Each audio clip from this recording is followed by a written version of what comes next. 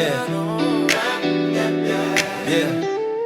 Yes, sir. Dati baboy ang binabantayan, amoy pawis putik sa kautan. Akala ko dun na magtatapos, kwento ko puro pagod at lusong. Gabi-gabi dasal sa kwarto, Lord pahingi naman ng bago. Luha lang ang laging kapalit, pero di mo ko hinaya ang malihis. So bagong buhay, bagong landas, mula kulungan hanggang biyahe ng truck. Plano mo Lord mas mataas kaysa plano kong puro palpak. Mula sa wala, binigyan mo ng daan. Logistics na ngayon ang nilalakaran.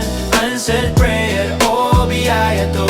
Salamat po, salamat po. Ngayong papel, ruta na ang hawak. Schedule, cargo, oras ng kausap. Pinamoy, kulungan pag-uwi. Amoy pag-asa na sa aking damit.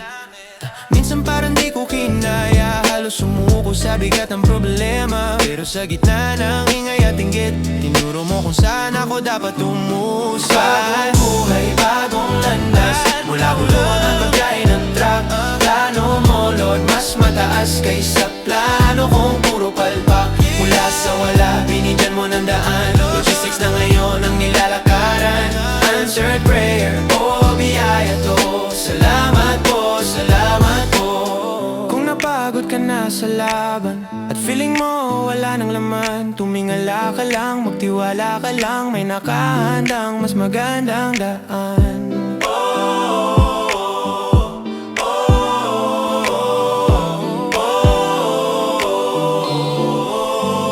Bagong buhay, bagong landas, mula kulungan hanggang biyahe ng truck.